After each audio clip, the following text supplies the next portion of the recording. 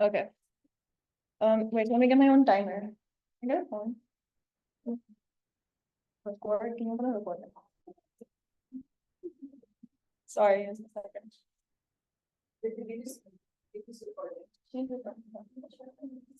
Okay. I'll be starting my speech in 3, 2, 1. You don't think about your health, like your mental health, before you go to work or you go to school. You just go, right? It still bogs you down if you're feeling depressed, if you're feeling dead inside, if you have like no motivation whatsoever. Sometimes it translates into like your physical health too.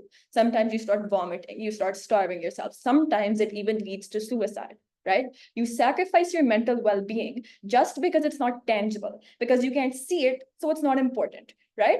Everyone always looks so perfect, and that's why you have to be perfect as well. I then think this is the status quo that we're living in. It's completely flawed, and we're so supportive of the Plumbob, and we think it's a great thing that exists in society, right? Some framing before we get started, like into like the lines of argument. What does the status quo then currently look like, and why is it so bad for our mental health? Number one, there's a lot of social stigma surrounding like your mental health, right? Sure, there's like loads of like social media positive content, but in general, in the immediate society that you live in your immediate community, there's always an urge, like an always an urge to like suppress like your general mental well-being. Why is that? This looks like people like of older generations, like literally you're just your parents denying that mental illness even exists. So why should you even talk about it? This looks like the entire narrative of fake it till you make it, because that's the only way that you can survive in this capitalistic society, right? Essentially what all this does is like amplify your sadness just because you're forced to like suppress it, right? You can't talk about it because on social media everyone looks so perfect, nobody talks about this stuff, so you have to be perfect as well. Secondly, what is the cause of this inherent like stigma and suppression of like your mental health and of like mental health awareness? It essentially roots from literally historical like industrialization and how that's shaped like a capitalistic society today, because of the fact that it's caused like people have turned so much towards like money making and surviving on like a materialistic level. You no longer have the time to focus on your like mental health, to focus on what you're actually feeling inside, right? Because then that's just going to take away from you being economically productive, right? Purely because of that, you don't get any off days. You force yourself to like not take sick leaves and not take your days off just because like you have to make that extra money. I feel sad because I'm human, but I cannot take a day off because I need money to put food on my table, right? But then the last thing, this leads to, I think, like a very important stakeholder that we have on our side, the suicide rates, essentially, right? They're very high in like the stat, purely because of the fact that like you can't talk about your issues, right? POIs in chat, please. But then lastly, how does this Plumbob essentially like fix all this stuff? It's essentially like the idea of transparency, right? You can't really conceal your mental health anymore. Purely because of that, you get a lot of validation, because you can't essentially like you can't hide from people anymore. It's a quantitative metric, which means it literally exists. So you can't deny people can't deny the existence of like mental illnesses anymore, right? You're essentially returning to that earlier society when you had time to like make mental health such a prominent thing. We also think that privacy is not really an issue anymore, right? Because it turns into a societal norm, because every single person has this, right? So privacy is not really an issue, we think, right? But then why is mental health so important? Why do we really think that this is so important, right? Because it literally affects your entire life. It affects your relationship. It affects like your productivity. It's the same as physical health, right? If you focus so much on preventing like your physical health deteriorating, we think there's no difference when it comes to mental health, right? You can't really function unless your mental state is good. Then how does this Plumbob work? We think that, you know, the metric that it uses, green, is very perfect, right? We think that means that most people won't really have like a green Plumbob, because they mean you're super happy in the majority of the time. And we really don't think that society functions like that, right? We think that the majority of people will essentially like have a yellow Plumbob, right? Which means that, and we don't think it's like depression that decides the whole metric for this, right? We think it looks like stress and anxiety as well. And and we think that yellow is probably going to be like the neutral that anyone usually has. We think that red is the color that only comes about when you have terrible mental health, when you genuinely need a lot of help, right? But then secondly, we think that it's also going to lead to like a helpline, right? Which is going to be like a Plumbob helpline, right? Which is going to be available to call like for free. And it's also going to lead to more welfare, right? Like an auto check-in when you turn red, like people just automatically check up on you. And when you're red, you're like prioritized when it comes to therapy, right? You get stuff like mental health leaves when you go like from work if you turn red and that kind of stuff, just because you can actually quantify it and that justifies it enough, right? Then the two lines of argument that we have for you. The first, like how you lead to like a general healthier and communal healthier like in more communal society. Then secondly, how on an individual level you're able to validate yourself and just be healthier, right? But the first line of argument, like a healthier and more communal society. First tier that I want to talk about in this, your immediate community and how that benefits. Three main things. We think it leads to like better relationships with the people that you're immediately surrounded by, right? Because lack of communication is no longer an issue. When you're red, like, or even like yellow, people are like more cautious around you, like aren't mean to you or like more nicer to you in general. It also builds trust because you can't really hide your emotions from each other, right? You're forced to talk it out, and that way there's a lot more transparency, right? B, we think there's a validation of the existence of ill health in the first place, right? Like I painted out to you, there's a lot of mental health deniers in this world, in this world, right? And really because of that, like it leads to a lot of harms. It leads to like you forcing you to like lead the same taxing life that is deteriorating your mental health in the first place. I then think like it's beneficial on our side of the house because when you see yourself getting like gradually redder and redder, you can acknowledge that this like that your mental health is deteriorating, right? But even in our worst case, when like people still deny the existence of mental health, I then think the awareness increases anyways, right? You're still able to justify your emotions. But then C, the idea of like suicide rates, they decrease drastically, right? Because what is the main reasons people like end up committing suicide in the first place? Not like and why like people don't get to them in time. It's because you can never see when people are like close to committing suicide.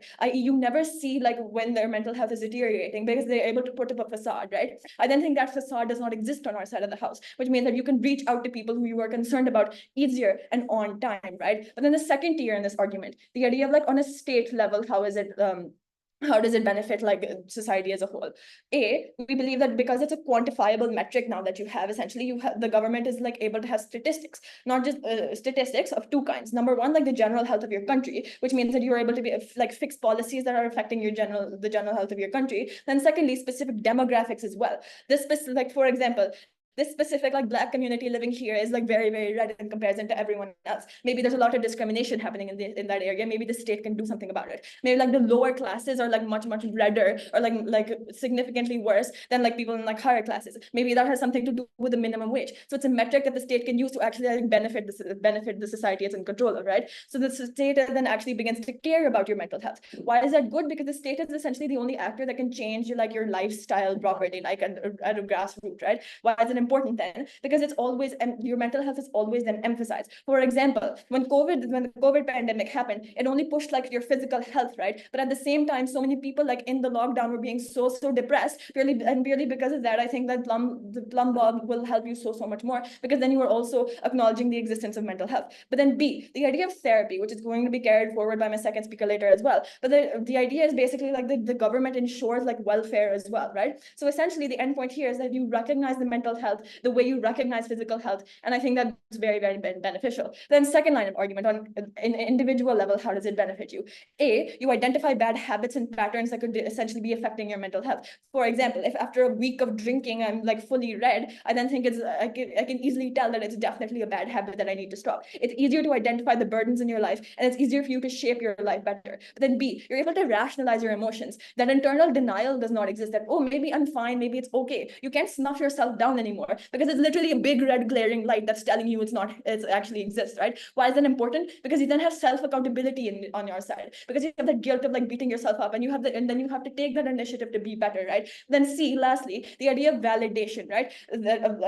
When you see other people that are also feeling down, then you see that the majority of the population is also like yellow or whatever, you know that you don't feel alienated. It's easier for you to reach out for help, right? So the impact here is that you've essentially like strive to like improve your mental health more on our side of the house, and you actually acknowledge that it exists. And I think on our side of the house, we clearly take this debate.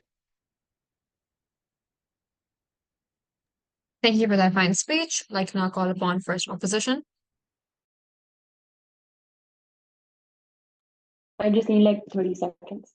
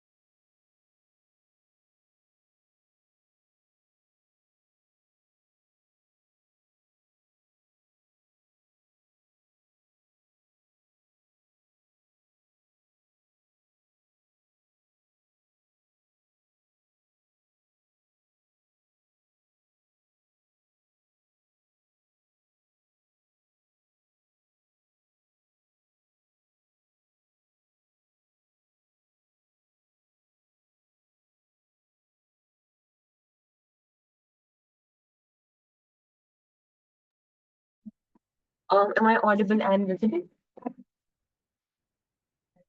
Please. Let me just time myself.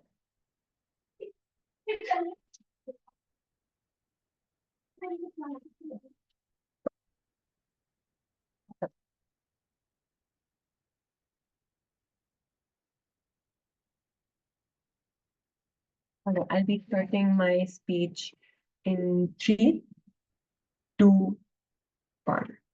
I think self-diagnosis is something that lies on a very basic level. I do realize that I may be feeling like incredibly sad, incredibly depressed. The only reason why I don't act upon it and don't visit therapists is because the reason they actually do mention, like, if we do live in like a capitalistic society, I cannot afford to take like sick leave, etc. It's not because I don't realize that I'm suffering, it's because that basic diagnosis is there, but I can't really realize the actual problem that are there. I think insofar as I'm able to prove to you why the job like this Plumbob is doing is already something that already happens in status quo and thus won't like do anything to better the status quo, I think I win this debate. And I think this is very simple because they give me point to even like putting this by clash, I think, because they themselves say about how like stigma does exist. Because I think already like when stigma does exist, I think that's the entire reason why I'm not visiting therapist. This Plumbob will only tell me that I am depressed, will only reinforce that, won't help me to then encourage me to go visit a therapist. I think that is completely like not inclusive from their side. But over like some like independent rebuttals before like my positive contribution. Firstly, they say how about how like relationships will be better off because you're forced to talk it out. Exactly, ma'am. At the point in time you're forced to talk it out, you won't really have that intention of wanting to talk it out, right? At the point in time I'm not really willingly like participating in a conversation and sharing my feelings, it won't really be genuine. When it won't be genuine, I don't really think I would get anything out of the conversation, or B, even like it would help me like improve my feelings. But even on there, I think what their worst case, it would actually like sort of deteriorate my mental health because like being forced by my partner to actually tell them of what exactly is going on in my life just because my like Plumbob is now red and like now they're concerned. And I think that is something they can use against me, right? Because I think they can then say that, oh, I am concerned about your mental health. Tell me what exactly is going on. But I think that is something that I should be allowed to like feel on like a more personal level, or when exactly am I like ready to share it with the people around me, or when exactly am I ready to like have this choice of like sharing them with them. But also note how like the entire case is kind of like self-sabotaging, because they themselves say about how like the green would be very less on their side. I think exactly at the point in time you do see like there is generally so such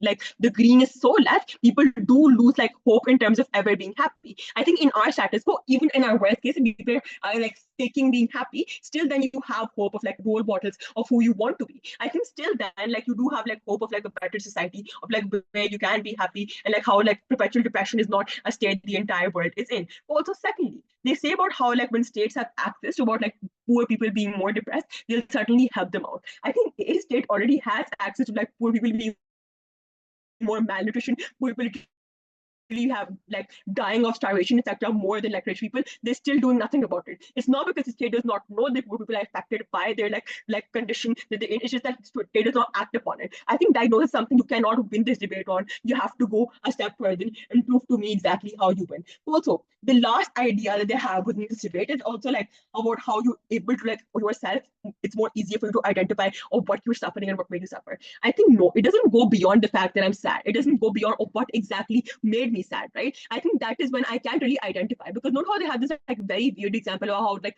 1 week of drinking would help me like identify that pattern of my like Plumbob turning red. I think that is it goes against like the info side, because the info side does mention there's something like a perpetual state that you're in, right? Not something you feel like temporary emotions. So I think that example does not stand in of itself. But then moving on to like my own positive contribution within this match of like first argument about how like we better preserve our right to choice and privacy, and second about how like on a more mental level they're better off, and then last about how like on a more social level they're better off. Firstly, the moral of how like we preserve the right to choice and right to privacy. I think the premise here is that people do have like a right to choose regardless of like whether or not what it will lead to, right? Regardless of consequences, you do have like this dignity of like choosing of how you want to like live your life, or what exactly is the information you want to make like public, and what information is that you want to keep to yourself. I think that is what like make humans dignified, and I think that is something you can see, because the first thing you take away from like to dehumanize people is like when you take away their like choice, when you take away like you imprison them, you take away of how exactly like if they can make choices like that. I think how exactly is that then this right, violate on their side? I think at the point in time you take away the basic right of not displaying openly something so personal to you as mental health. You take away this right of like choosing, if you don't want like a label on your head like indicating of what kind of like moral you feel. I think I have a very simple analogy for this. If at the point in time, like, even social media, it like asks me if I want to make my account public or private, regardless of like the fact that public account would get me more followers, more outreach. I think that at the point in time consequences what matter, but just like my choice of like making how much information public matters more. This is also true for like more mental health cases, because you do have like confidentiality, like patient confidentiality when it comes to like mental health cases, in terms of not making like information public with like the therapy session that you have with your like with your therapist. I think the basic principle behind this stay the same. That like the level of information that I want to like make public about myself is something that's why personal, something that I should have a control over, and that's my basic like dignity as a human. But the second problem within this, but the second argument within debate about how like on a more mental level they're better off. Firstly, I think the first problem on their side that you oversimplify the health issues. I think like mental health is like lies on a spectrum, right? You have like different mental health for each person, as the experience is like incredibly unique, right? This can look like me maybe having like a red plum blob because I'm suffering from anxiety, but Inaya having a red plum blob because she's suffering from like depression. I think that is something that's very unique for like everyone on an individual scale. If you, I think on your side, like when you at the point in time you reduce it to a mere color, you reduce it to like a mere indicator of like what your mental health is. You're not like telling people that mental health is bad, telling people a level of intensity of mental health is bad. You oversimplify what mental health is supposed to be in of itself. I think this is the same as you like putting all like sick people who are physically sick in a box and telling them these are all sick people, but you never like distinguishing of what kind of like medicine they need, because a person with cancer would need a different medicine than a person with like maybe like flu, etc.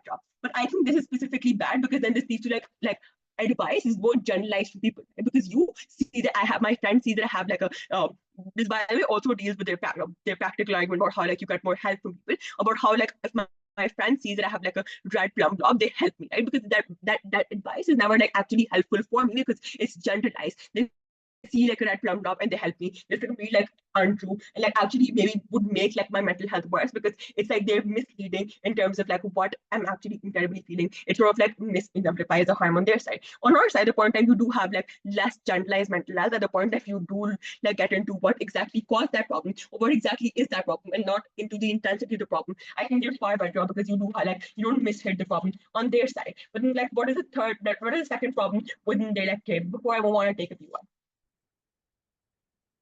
Sinan, the second problem within this argument is about how you stop the progress in mental health in itself. I think even like at a time like when you are in a depression, there are certain moments when you do feel like happiness, right? My birthday, like for example, Ramesa and I feel her birthday party, and like regardless of the fact that I was depressed for a week, I do feel like happy in that moment, right? At the point in time you show, when I look in the mirror on their side, I see this like red plum blob hanging on my head. I do see that I'm depressed. It's a constant reminder that I cannot be happy or that I am in a state of like depression. I think this reinforcing is specifically bad because it then helps me feel like any sort of like temporarily or like momentarily like happiness that I could have felt on our side. I think this is specifically bad because you then internalize this label and you then like feel bad forever, like forever you will like trying to put an effort into feeling bad. But also I think even in the status quo, like mental health, like when you like improving mental health requires like a very like long process in terms of when you detach from the problem in of itself, right? I think this looks like maybe my therapist advising me to then like buy coloring book, etc., because I want to detach or like forget the problem itself.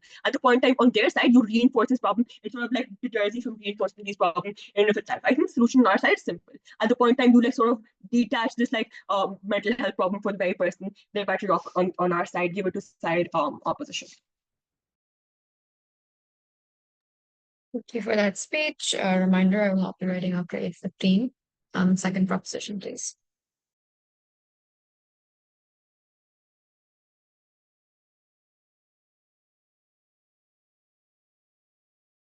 Give me a 30 seconds.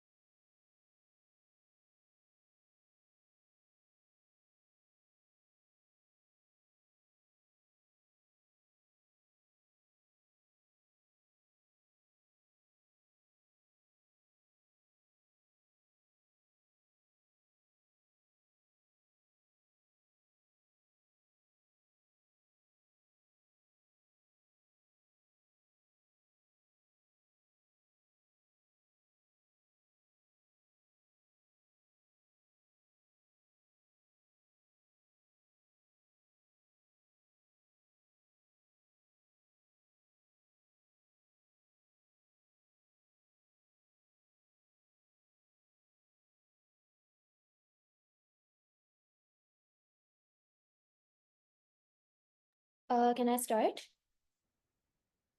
Okay. I'm starting in 3, 2, 1.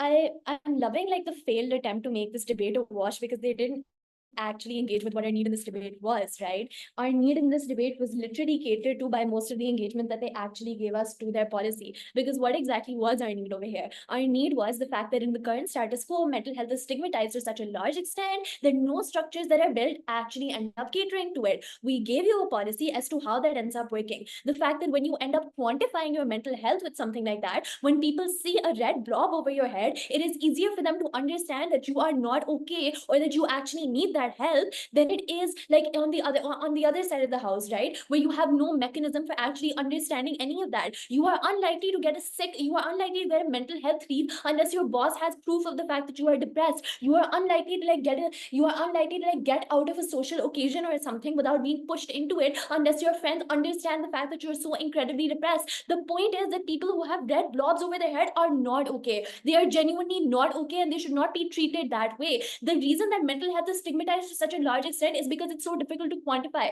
because people don't necessarily understand it. So if we're catering to that quantifiable aspect on our side of the house, then I don't understand how any of the engagement actually stands. Because what are they actually telling us over here about how people can't afford to take a sick leave, and that stigma won't help?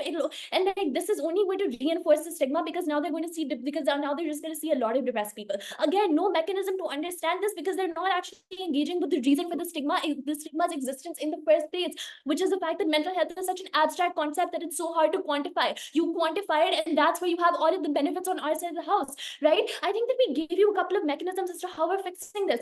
We told you that things like therapy, things like social welfare in terms of therapy are going to be more likely on our side of the house, specifically because of the fact that now your government is going to see a population with red blobs over their head or yellow blobs over their head. They're going to understand the fact that things are so incredibly bad for their population that this is now a need that they have. We told you that the state will be able to look at population demographics and understand what part of your population is more depressed than the other part. They're going to be able to cater to all of those needs. And by the way, when they say that the state isn't going to cater to these things because they can't cater to the mass amounts of poverty, I don't understand that, because the state literally has an incentive to cater to all of this, because they don't want a depressed population either, because the depressed population means that it means less productivity, less output, all of that, because people aren't actually in the state to work when they're that depressed. So I think that like our need still stands over here. So failed attempt to make a wash, good try guys, but sorry. But now let me break down their case before I actually end up reinforcing some very, very important endpoints that they missed out on in our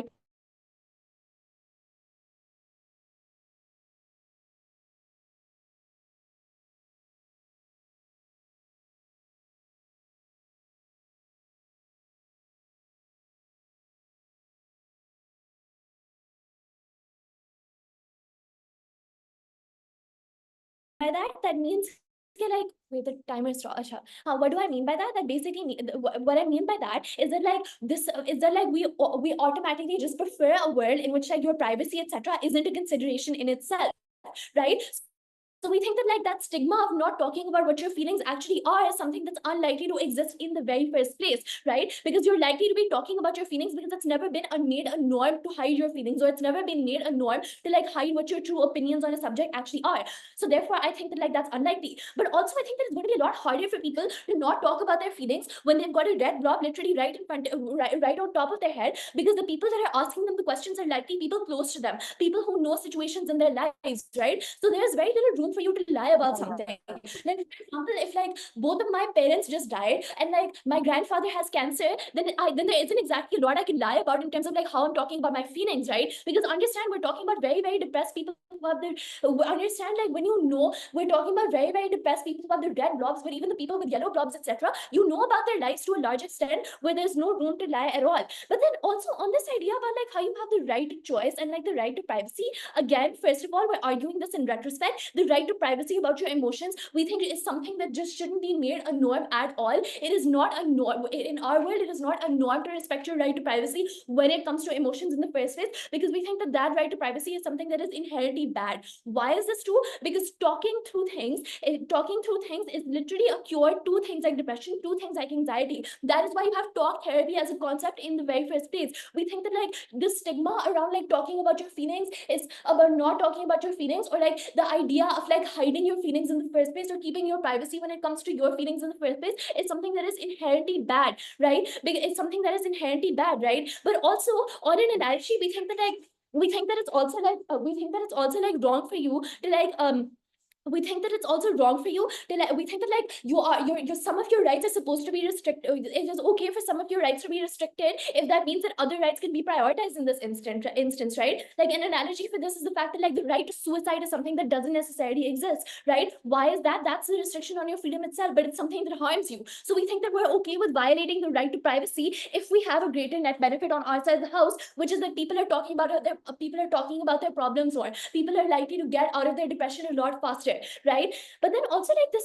idea that they had about like the oversimplification of everything because it's just an indicator and nothing else. Again, I don't understand how this actually works because even the analogy that they use is factually incorrect. Because when someone's sick, you ask them further questions after diagnosing them, right? You ask them what their conditions are, you ask them what their symptoms are. Once you diagnose someone as mentally ill or as like mentally impaired, you ask them further questions. We don't think that you just leave it at that. We think that that's when things like therapy, etc., actually become a concept. We think that that's when you're actually a justified person to end up going to therapy or to end up going to rehab or other structures such as this. And we think that that's where the benefit actually comes about. But then this idea that they have about like how you have momentary happiness on their side of the house, about how you have momentary happiness and like you're not okay with that, I don't understand where this argument comes from either, because guys, people don't want to be depressed, people don't want to be unhappy. So when they see a momentary moment of happiness on their minds, they're not going to put themselves into this fatalistic narrative where they're like, oh, we can't get better at all. We think that what's likely to happen is that you see that as a glimmer of hope, and you see that as like your Plumbob eventually turning green or eventually turning yellow after like a long spell of it turning red.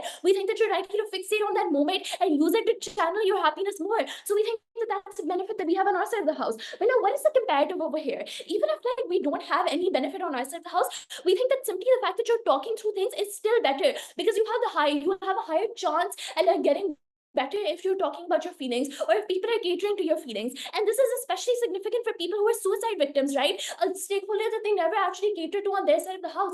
Because understand the fact that like suicide isn't a concept that like suicide is not a concept that's natural to human beings. That's why the first reaction to suicide is like to struggle against your own like attempt to kill yourself, right? The point over here that I'm trying to make is that like you are always one step away from not committing suicide, but like the half the time you never actually have anyone to pull you out of that state. So when you have people on our side of the house who are pulling you out of that state in the first place, we think that that's a benefit that they're ignored. We think that that's a benefit that we uniquely have. But now moving on to my positive case about like how it's a good test to the end of concepts such as therapy and the end of concepts such as rehab, right? What is the problem that exists in the status quo? You can never tell the extent to which you need therapy or the extent to which you need rehab because there's no quantifiable metric because of how abstract emotions actually are.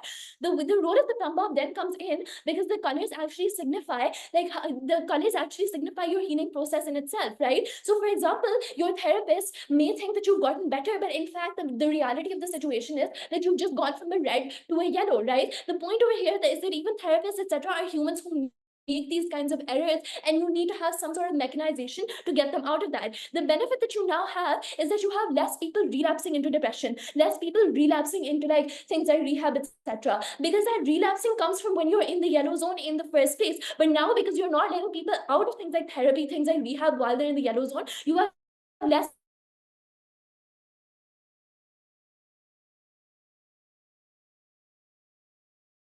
chance of that relapse taking place in the first place. And for all those reasons, give this to us. I think like 30. Thank you for that speech. Sure, you can have 30 seconds on this.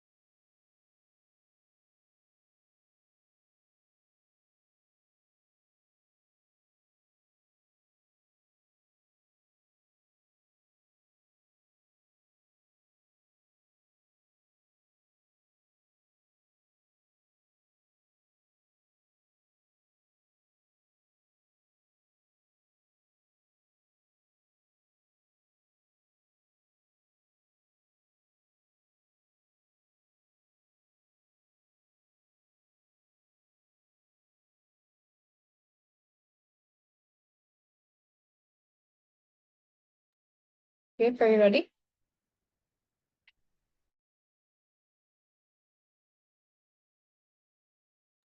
Yeah, let me just like fix my camera and everything.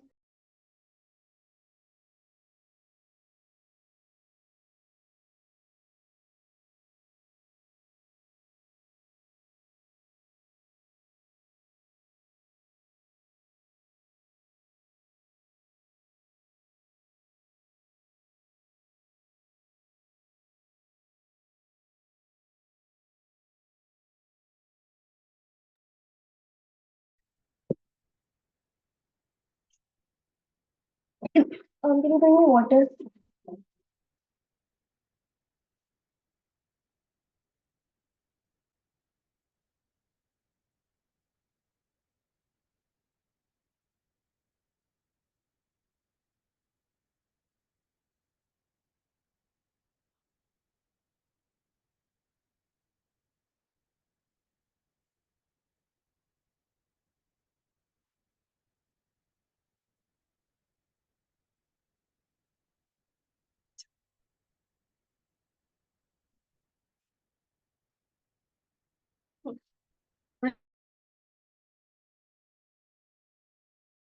Right. Am I clearly visible and audible? Sorry, 1 second. I don't know if that was my Wi-Fi or if it was your Wi-Fi. Can somebody else confirm? If that was okay, it was mine. Okay, yeah, you can start now.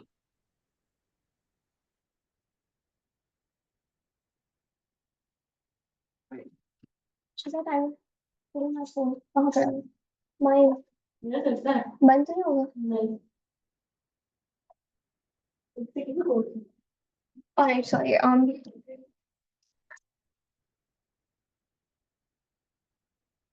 starting in 3, 2, 1. Panel, something I wouldn't do, like a capable team as 50, such as 55 main against a team like mine, is provide with one-liner analysis and give us impacts, but not like tell us how we actually achieve those impacts in the very first place, right? But a few strategic mistakes that they make, and then on to the two major clashes within the debate, and then on to my own positive argument, right? I think firstly, this motion, Amani comes up here and talks about how, oh, this motion is in retrospect. I think no, panel, the motion is a prefers motion, right? This motion is not in retrospect. We're like arguing for whether something should exist or not within the status quo or should have existed in the past as well, right? There's no like concept of like retrospect or the future within this particular motion then.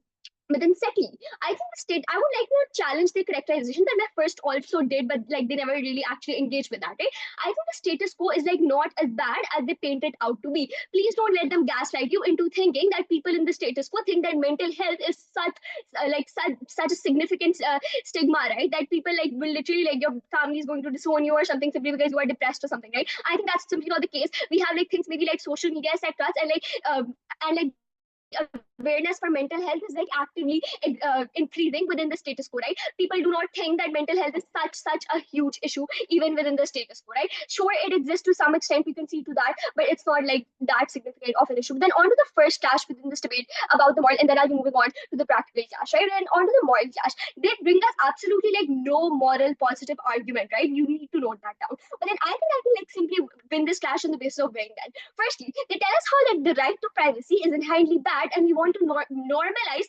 forcing people to talk about their mental health, right? I think no, panel, that's simply not morally justified, right? I think that the right to privacy is something that is like inherent to human dignity, right? It is something that makes you human. It is something that separates you from like other beings, right? To have control over your own life, to have control to choose whether you want to like reveal something to other people or not. We think that right is then inherently important, right? But then secondly, I think that the right to privacy is so inherently important, and my first people already like proved this to you through like different analogies that they still fail to engage with, right? Firstly, she told you about like the analogy of like how you're like given the choice whether you want to like keep your social media accounts like public or private, even if public accounts can bring you more utility, right? Which is why this right is absolute, and regardless of any practical benefits, it still stands. But then secondly, I think that simply by the virtue of the fact that your right to choice is so inherently important, is like we can see this in like the examples of maybe a life-saving surgery, right? Hospitals do like require your consent even if you literally die if you deny that surgery, right? Hospitals still cannot force you to get that surgery. We think that is the idea of like the choice that exists for human beings, and that is like then inherently important. But then thirdly, we also brought the analogy about like patient confidentiality, right? We told you how even your therapy sessions that, by the way, have the end goal of you like achieving better mental health are still confidential, right? Your therapist does not reveal those sessions to other people, or their license literally gets revoked. We think that is like why the principle of privacy is like then so inherently important, right? But then the only refutation we got to this was, oh, it's okay to restrict certain rights to prioritize others, right? I think no, panel, you're not prioritizing any other right. What is the right that you are prioritizing by restricting this particular right? I think your end goal is to benefit individuals and to give them a better mental health. Insofar, you're literally forcing these individuals to talk about their mental health. I think you're doing quite the opposite, and you're not actually then benefiting their mental health, right? So you are not like restricting one right to prioritize the other. You are literally like just restricting one right and not giving these individuals any sort of like compensation in return then, right? But then I think on the basis of weighing, regardless of any practical benefits, regardless of whether or not they benefit the mental health of these individuals, I still think we take them on the moral slash, simply because it's like morally unjustified to like force these people to talk about things that they maybe do not want to talk about, simply because privacy is such an inherent important principle to then human dignity, right? But then onto the second clash within this debate on where like individuals actually like where is the mental health of these people actually better off and where is the society better off than as a whole.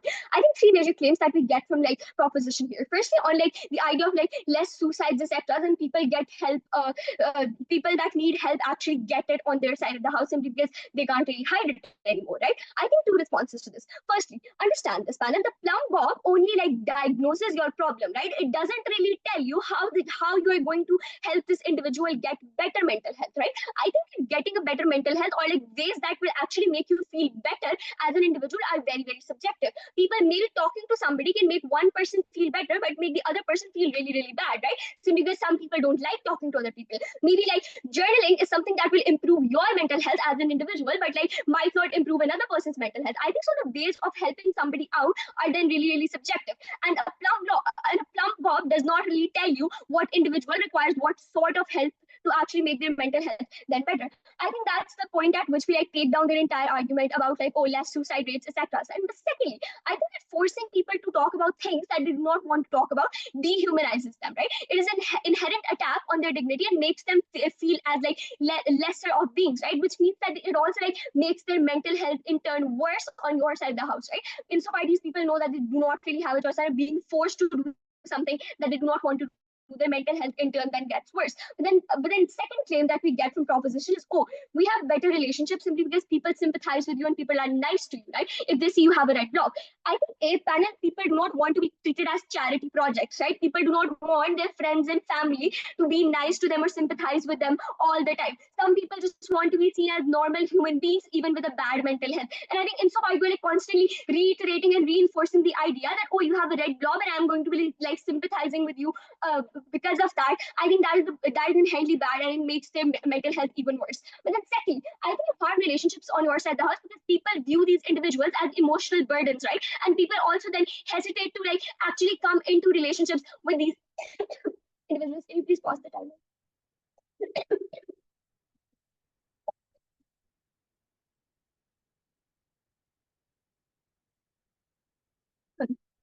Sorry about that. I'll be resuming in 3, 2, 1. I think that people generally have like worse relationships are worse off on your side when people view these people as emotional burden and do not really want to get into a relationship with them in the first place, right? But the last thing we get is that, oh, mental health becomes like destigmatized and people cannot deny it anymore. I think you won't be like specifically quantifying mental health in a very specific way, right? It's still going to be like general colors that are going to be like telling you whether your mental health is good or bad. But then I think that an example that I can use to take down this entire like destigmatization and normalization is like simply the idea of like mass surveillance within North Korea, right? This is something that has existed for like decades, right? But people still think that it is bad simply because it harms their privacy, right? And I think henceforth this is not likely to get normalized or destigmatized, right? But then on to my positive argument, and also that does the weighing for my practical then. I think with our third life argument about like how there's like more socioeconomic discrimination on your side of the house. I think the problem on side proposition is that there are like less job opportunities for people with bad mental health. Why is that? Because understand that CEOs and companies, etc., they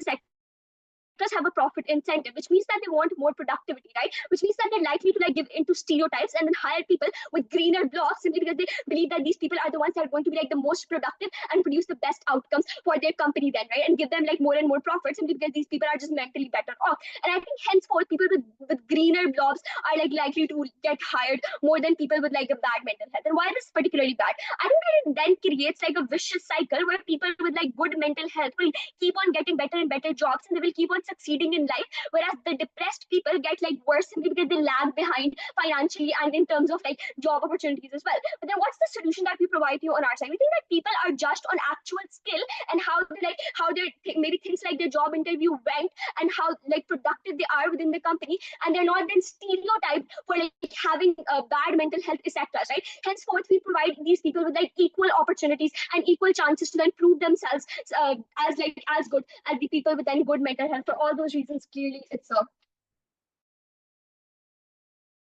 an opposition. Thank you for that lovely speech. Can we have third proposition?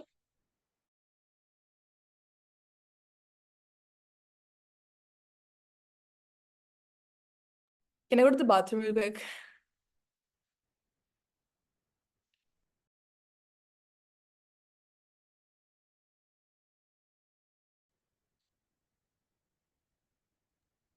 Yep, ready whenever you are.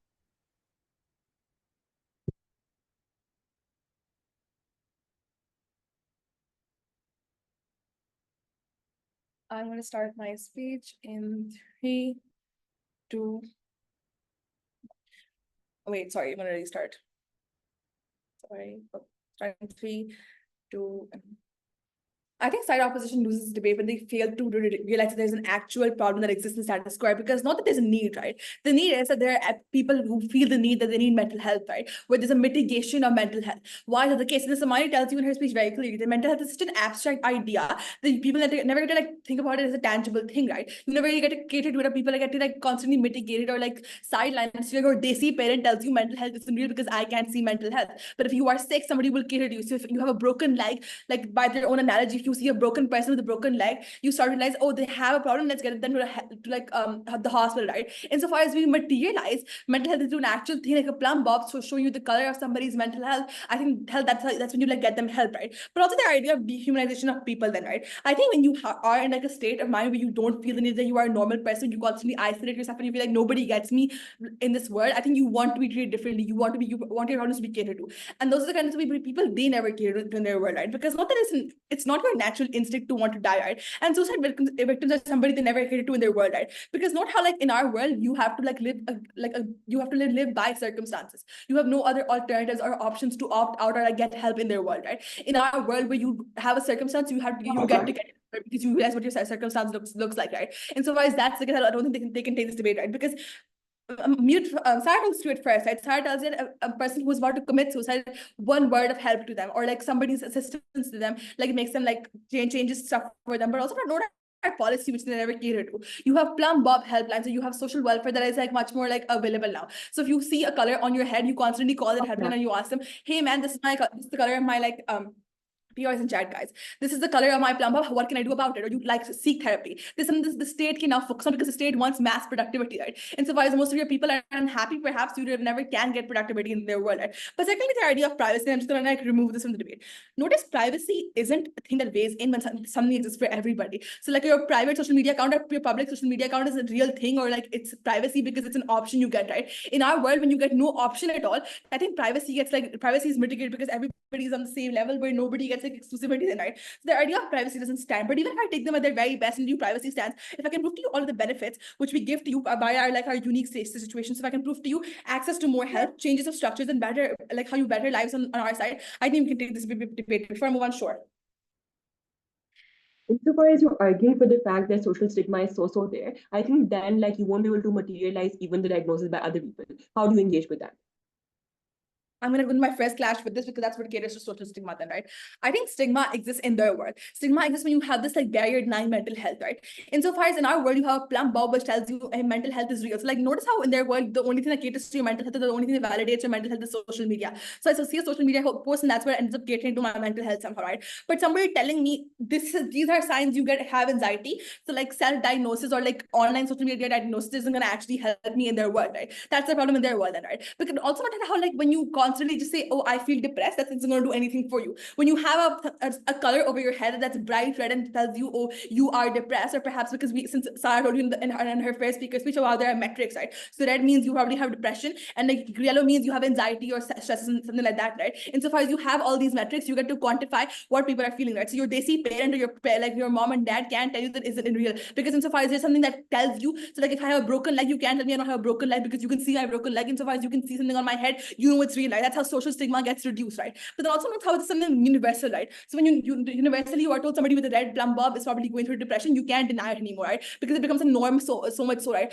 Because in their world, the norm only exists, but like so they argue from a very Gen Z perspective, right? Sure, Gen Z thinks social like mental health is real, and yeah, I do agree with that too, but not that like a adult or like a grown person perhaps doesn't really have the same perspective as you, right? Because they are in the same social media demographics, right? But secondly, there's now an incentive to seek help, right? Where does this recognition lead then, right? Lead to then. I think people who are in close proximity to you see this color on your head and then ask you what's up, right? Because every single random person doesn't end up caring for you, right? And that's how this idea of privacy doesn't matter even more than now, right? Because not everybody's asking you what you're going through. People in close proximity notice like patterns in your life. They try to link it. Okay, this is happening in XYZ's life. This is probably why their Plumbob color is XYZ then, right? They start to match like things in your life and try to like reach out to your family members or reach out to you and ask you, hey, do you want to talk about it, or do you want to go to like therapist perhaps about it, or do you want to call the helpline about it? But don't you also have a choice to say no? When you ask for space in these situations, or when you have like a different color on your head and you say I want space, people are more willing to give you space now, so they are like constantly hovering over you and being like, hey, what's the problem? So now also lastly, this creates a new structure then, right? I think you make therapy much more accessible because our social welfare wants to care about therapy. Like your state wants to care about productivity the most. Insofar as people, when they're sad or depressed, you don't have a productive society or you don't have a productive situation carrying out, state wants to need to match productivity. So in workspaces or house or like schools, you have mental health like spaces existing where they give you mental health leaves, etc., right? Or like mental health, like they reach out to you and if they can like help you out then, right? But the second class and how you create a structure which caters to people. I think your mental health and hinders your daily life, where I can't complete my schoolwork because my mental health affects me so much, where I can't even go to work because my mental health like affects me so much. And this is where I'll get to the idea of like you become so like you become isolated by society because you're a Plumbob artist, right? I think that's like a good thing, right? Because productivity in our world increases. So if you have like a red Plumbob, your boss tells you to like work on your mental health first. So you prioritize these things. You get people like mental health. You see a child struggling in school and you see, okay, there's a red Plumbob on their head or something like that. You realize that they do need a leave from school. So you make it much more tangible. Right? You quantify mental health, which means that society can now work on the basis of this, right? But lastly, like how you reach then solutions there, right? Because you have now have an active incentive. Insofar as your boss tells you to take a leave because your Plumbob is red, or you aren't allowed to go to school anymore, you have an active incentive to reach out to the people who are giving you therapy in the status quo then, right? So you go to welfare societies, you go to like, you generally like reach out to the therapist, which you weren't able to do the first place because you never even knew what your problem is. Oftentimes you never even know what your problem is because you aren't able to identify it. So you feel a certain way, but you don't know why you're feeling a certain way. Now when you have you feel like, oh, maybe it's just in my head. Now when you have a thing that tells you over your head that it's a specific color that like validates or justifies why you're feeling a certain type of which means you are then get to like then move like get help in it. But notice how the idea of specific demographics, right? So when the state sees that people like who are like older people or like Black community, these people have worse off mental health, start to NGOs or the state starts to cater to these unique stakeholders. And but also like not if you're a minority and you're facing problems and you want to validate those problems, you show that okay, we have the majority of us do have like bad mental health states. This is why you need to cater to us so that they can start speaking up against the state, right? And they want active change, right? But lastly, where relationships better off? I think when you see people around you and you see people who have a journey from red to green, you find this glimmer of hope, right? And if you feel like even if your Plumbob is then red and you feel like happy for a moment, you're like, oh, there's hope for me. I'm going to try and feel this way. I'm going to repeat this cycle of feeling happy every single day that I reach a better point, right? Because since momentary happiness doesn't do anything for me, I try to make it permanent happiness for myself, right? But lastly, relationships. Your funny friend who probably is depressed, you now know why that they aren't really funny. So you just see this idea of people wanting to mask themselves constantly also gets eradicated in our world, right? But lastly, this idea of like relationships where you are hesitant to come to a relationship with a person who is probably like depressed or something. I think it's a good thing, right? Because then there's a trickle down effect. If you come into a relationship with somebody who is depressed or has a red plum board on their head, the problem then gets created is that trickles down to their partner, right? So you now also have an active incentive to work on your mental health if you want somebody to get into a relationship with you. But in the practicality of health, insofar as you're seeking colors change constantly, you realize that, oh, therapy is working on XYZ person, or my therapy method isn't working on this person, I'm going to try harder to get them more therapy, right? But also like note how when you can now, these structures are sure, like when you oversimplify things like this, you get recognition for those things, right? Once you get recognition, you get to go to the next step, then the next step being like solving those problems, then, right? So then you solve, or like you characterize what sort of mental health issue they have or how we can help them. I think insofar as we cater to having a better life over like their issues of privacy, we did this debate. Thank you for that speech. I'd like to call upon third opposition to complete the substantive part of the debate. Just have 30 seconds.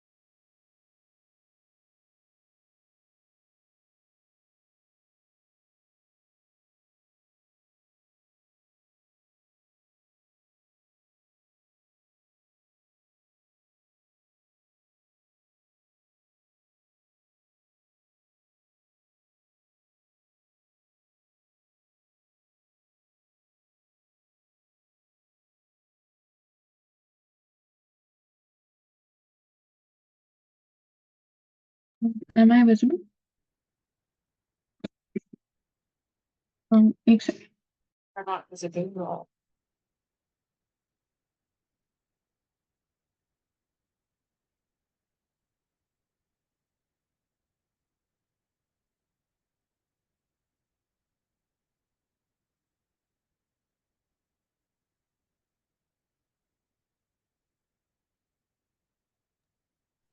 Am I visible and audible now? Yep, you are. Timer दे दो तो मेरा dead हो गया ये होता नहीं होगा नहीं मैं अंधी सामने लगा हुआ मुझे प्लान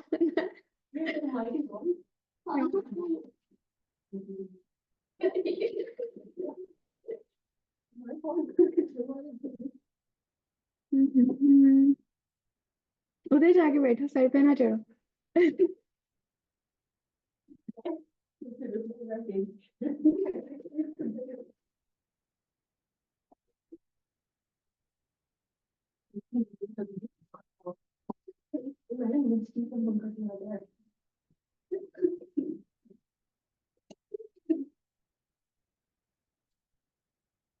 ओके हाँ आ रही अब नहीं आ रही बैठ हाँ मैं बोलूँ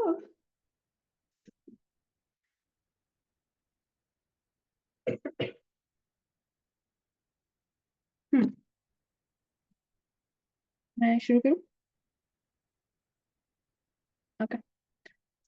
I'll be starting my speech. Yeah, I'll be starting my speech in 3, 2, 1. Before I move on to the main clash within this debate, what are a few clarifications that I have to bring up to you because they make this debate so messy. Firstly, on the moral argumentation, then we from our first speaker have been telling you that on their side of the house, the right to privacy and the right to choice is damaged just because of the fact because you're not the person who willingly chose everyone to let everyone know of your mental health status, right? The only sort of refutation that I get from their side of the house is that Amani comes up over here and she says, because now the fact is that it's been existing from the start of time, it's going to be seen as a norm.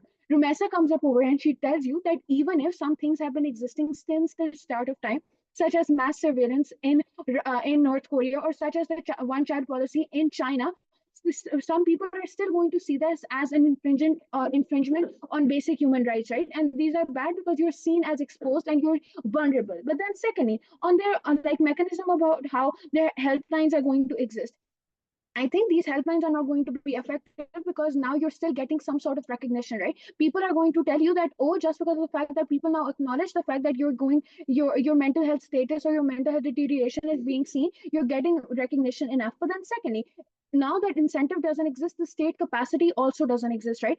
The state literally cannot go out and help everybody who's going through a mental health problem. This is why the state actually wants to give you an option of whether if you're going through a mental health problem, it's your choice if you want to seek help or not. But then thirdly, on their idea about suicide and how if somebody were to intervene, that is when suicide prevention is going to happen. If that logic is true, then I don't think first time attempt for people who attempt suicide for the first time are going to attempt again, right? Because understand that if somebody attempted suicide for the first time, somebody did intervene, somebody did try to stop them, but they're still likely to attempt suicide for a second time because their mental health is so bad and because they're so committed to the idea that, oh, nobody is going to help me, right? So their whole like perception of now, because there's intervention, there's going to be in change, there's also going to be change, doesn't even exist. But then lastly, on their whole like second speaker, on their like second argument of how like self accountability and you're going to make sure that the change, you're going to keep a check on your progress. I think this isn't true because this isn't even relevant to the debate because the motion clearly states that this isn't the mental health isn't like momentarily, it's something that builds up over a period of time. But then even if we were to buy their characterization and like agree that, oh, this change is going to be something that's immediate, this change is something that you're able to see when you're happy, your blob turns green immediately, I think that is still bad because then you're seen as unstable. Because if your blob is likely to change to green, it's also likely to change to red when you're having a bad day, right? So people are then going to see that your emotional health is like mental health is so bad that you're unstable. What is then the main clash within this debate? Where is mental health better? Where is mental health better off? They give us 3 premises over here to deal with. The first premise is that mental health is only going to be acknowledged when it's quantified. Secondly, it leads to a healthier society. And then lastly, that state intervention is good because then it can actually deal with specific groups. Moving on to the first premise within this debate, I think even mental health is still quantifiable on our side of the house as well, right? This is true because insofar as people are able to recognize that their physical health is being affected, that they cannot go to work, that their workplace productivity is being harmed, these people also recognize that, oh, if my diet is okay, if I'm sleeping okay, there's probably something that's happening to me on a subconscious level, and I actually need to take care of my mental health as well, right? And they want to do this because they want to maintain their productivity, and it comes from a place of self-interest. But then secondly, I think our whole like idea about social media change existing still is applicable, right? Because insofar as celebrities come up and they actively advocate how important it is to take a break and to focus on your mental health, some sort of like recognition and already exists within the status quo. But then thirdly, I think insofar as the government is also working to produce official statistics on suicide prevention, and it's also like telling people that, oh, these are the helplines that you yourself can choose to like talk to if you want to, and we're not going to force you. I think there's even on a state level there is some sort of like recognition that mental health is important. And because media representation still exists, and because people still there are like so many shows being made about like mental health issues, I still think you're going to get some sort of like recognition, and this idea isn't as stigmatized as the other side like talks out to me. But then even on like an even if level. But even if the issue is like so stigmatized, the problem on their side, the house, is that they're only telling you that, oh, you're the problem. They're not even giving you like a solution, right? Because insofar as the person who you're working for, your employer, when they see that, oh, your mental health is bad, and then the red blob is indicating the is like red, but they also sort of acknowledge that you were able to work with the red block for so long, so they actually have no incentive to like change or give you a break right now, right? Because they see that you were able to work so good for a long period of time. So then why is your mental health, why is the like red block then the tipping point, and why is it then the only thing that's actually going to force them to make a change? But then stigmatization actually gets worse on their side of the house, because people who have a red blob are seen as people who have a terrible mental health, right? These are going to be treated, they're going to be analogized as like stage 4 cancer patients, right? They're going to be seen as like terminal patients who are like beyond help or who can't be reversed, right? And therapists also have less of an incentive to help these people, right? Because they want to work for patients that they actually think that they can reverse back to green. Insofar as nobody is able to help you because your employer thinks you could have worked with the same like fucked up mental health, and insofar as your therapist also notices the fact that even if they help you, you're not going to go to change, I think stigmatization is worse off on their side of the house. Moving on to the second premise then, on where does a healthier society exist? I think Shiza already deals with this when she comes up over here and she tells you that, oh, even if somebody is in lives in proximity to you, the advice that they're going to give you is generalized advice, right? Because they want to help you, and even if they genuinely want to help you, you might not want their help because you're not the one who are actively seeking out for their help. If you actually wanted their help, the blob wouldn't be the tipping point for you. You'd actually go and seek help from them on your own. But at the point in time when you're forced to tell it out, because now everybody can see your blob, you're going to get unsolicited advice as well, right? Advice from people that you don't actually need, advice from people that aren't your relatives, and that advice is specifically bad because it's going to constantly remind you of your mental health as well, right? Moving on to then the third premise within this debate: where is state involvement good or bad? The two ideas that I get from their side is that A, the state is able to use these demographic to like see which side they want to help, and then is going to help, right? But I think the inherent problem with this is, and the examples that they gave to us is, like, for example, if the pandemic hit, everybody's mental health got worse off, right? But now at the point in time when there's a blob that's indicating, oh, this is a black community that also has a red blob, and this is a white community that also has a red blob, it sort of creates a hierarchy, and the state then has to prioritize. Now, because you are the one who quantified mental health, you also make it harder for the state to decide which side they want to help more, right? And white people from the white group can like literally come out and say that we have the same mental health, why are you not helping us, right? But then the state also faces more backlash on their side of the house because people don't want, because their privacy is already being forced, and now the state actually can also is able to use this as an scapegoat, right? Because they can say, oh, we thought we shouldn't help you because you're the one who was telling us that we want our privacy is more important to us. What is then something that we tell you and they never deal with it, right? We tell you that you oversimplify mental health issues, right? Because insofar as you're telling everybody that my mental health is so bad, you're going to face discrimination in relationships, you're going to face discrimination in job opportunities. An employer doesn't want somebody to work for them whose mental health is already bad. I don't want to get into a relationship with a person who's already facing mental health issues, right? I shouldn't be the one who fixes them. And I think that's also going to lead them to self-sabotaging themselves, because there is going to be no change on their side of the house. Insofar that we're the only side that's actually going to bring change, because you're the one who's propagating that change, and your mental health only gets better when you're the one pushing for that change. So proud to oppose. Thank you for that speech. I'd like to call upon opposition reply.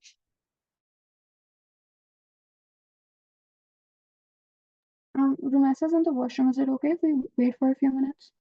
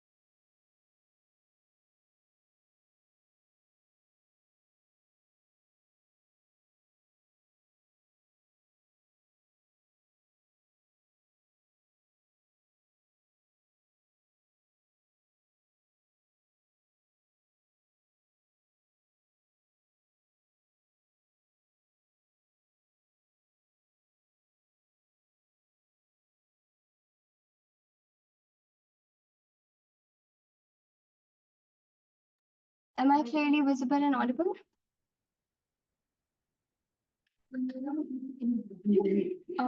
Can I? Where am I unmuted, I guess?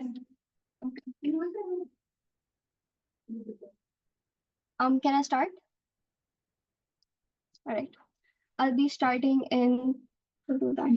I'll be starting in 3, 2, 1.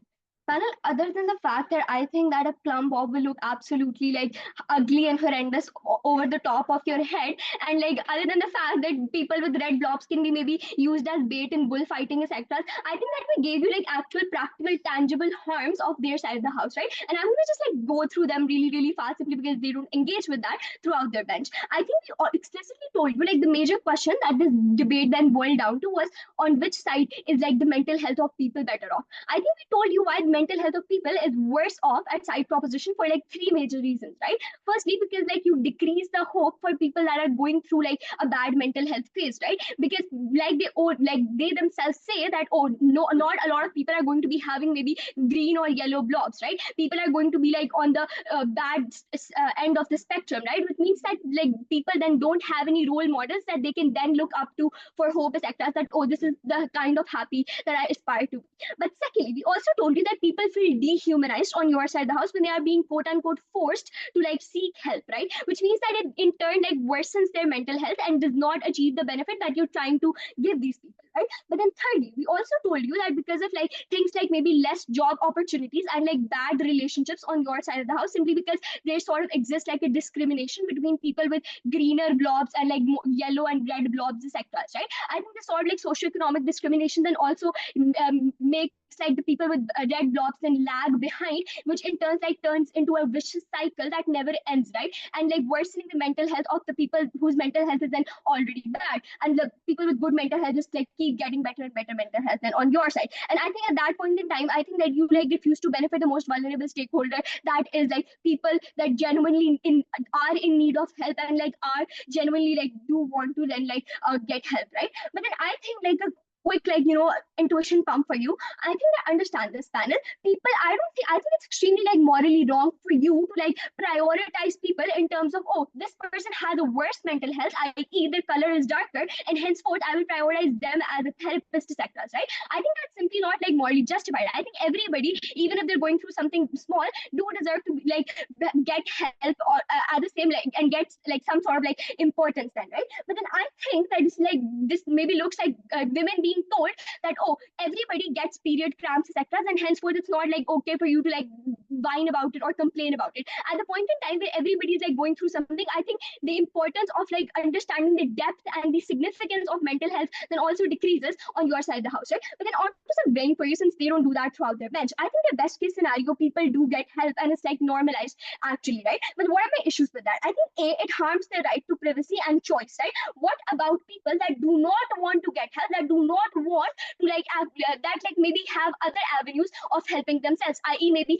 self-journaling, etc., right? Or simply people that just want to talk to a friend but don't want the whole world knowing that, oh, they're going through something at that point in time, right? I think at that point in time, you harm these people's right to choice and right to privacy on your side of the house, right? But I think you harm a larger number of people simply because most people, I think, will choose like privacy over getting help, right? Because insofar like you're talking about people, I think people generally do value their privacy and the right to choice a lot, right? And insofar that is true, I think that we like guarantee you are benefit or like benefiting people on a larger scale, as opposed to maybe your benefit at your best case that you actually end up helping the vulnerable people with bad mental health. I think that why is then this debate then boils down to like scale versus vulnerability of these people. I think scale is still more important simply because it's like more objective, right? Our benefits are then guaranteed that we are like, going to be benefiting a larger number of people, right? People that maybe have good mental health in the status quo and do not want their privacy violated. I think we also like protect those people.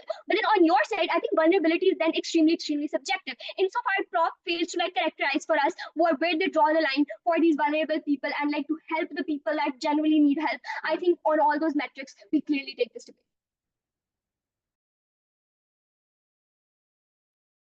Thank you for that lovely speech. I'd like to call upon Proposition Reply to wrap up the debate. Can I start?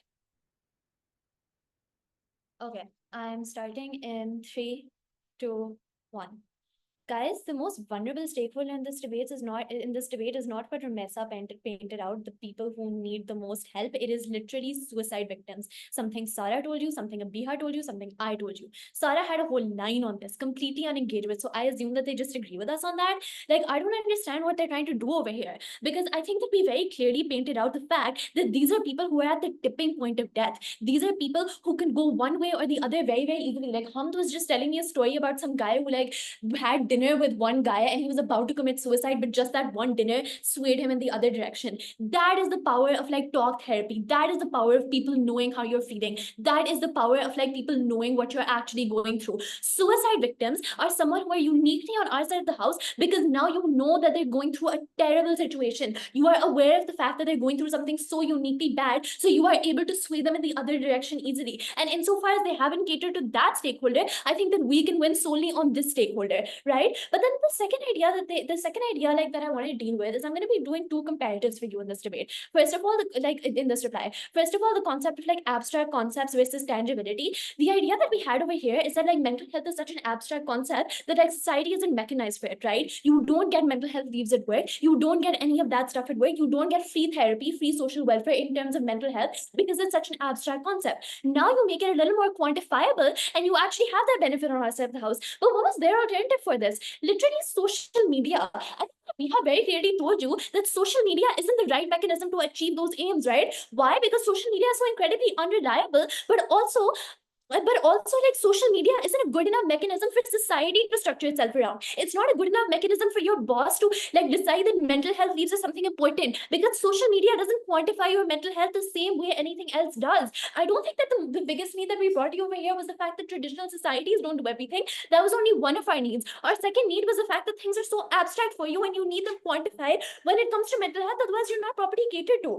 But also our second speaker argument wasn't about like self accountability. It was about the fact that therapy, etc., and rehab, etc., your therapist and therapists, etc., can define when you need an end to that rehab or when you need an end to that therapy, etc. Something completely unengaged with, because oftentimes people end up relapsing so often. These are two needs that they never actually ended up engaging with. But now on the comparative, stigmatizing depressed people versus stigmatizing mental health as a whole, their idea was that you isolate people, you don't get into relationships with them, you don't like give them jobs, etc. You don't end up giving them jobs, etc. You end up treating them differently as a whole, right? What we said is that that's actually something that's good, because these people are quite different in this state. These people want to be seen in a different way. These people want to be heard. These people don't feel heard in the status quo. Now that you're treating them different, they finally feel heard. Something completely unengaged with. But then on the idea of stigmatizing mental health, that's something that's way more harmful, because when you stigmatize mental health as a whole, then you have no chance of helping these people at all, because you get free therapy on our side of the house, guys. You get mental health leaves on our side of the house,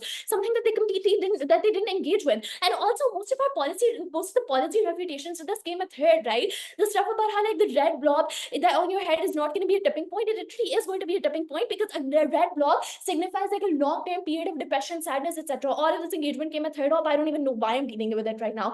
But then also onto the idea of right to privacy, which they completely dropped. I think that we're okay with like the right to privacy being like violated over here, because there are some rights that are more important than others. This is like why you force people into getting rehab. This is why you like force people into not committing suicide, because harming yourself is something that is way more harmful than your right to privacy being violated in the first place. And that's what we're doing over here. Someone with a red blob doesn't have that same right to privacy either, right? But then also like this idea that like therapists can't necessarily help you, but the therapists can't really help you because like they don't have an incentive to help people with red blobs, because they don't see hope in that. Like what? Even therapists don't need an incentive to help you. Therapists just have to help you. That is their job. But also this idea of like unsolicited advice, again on a comparative, unsolicited advice versus no advice at all versus no help, being isolated in your state. I think that the harm that we painted out to you over here is the fact that when you're so isolated, there's no chance of talk therapy. There's no chance of you being helped out of your situation as a whole. Like the fact that like people, like the fact that like you're not even seen as someone depressed at all, which is so incredibly harmful, because you are a different person in this state. And for all of those reasons, give this.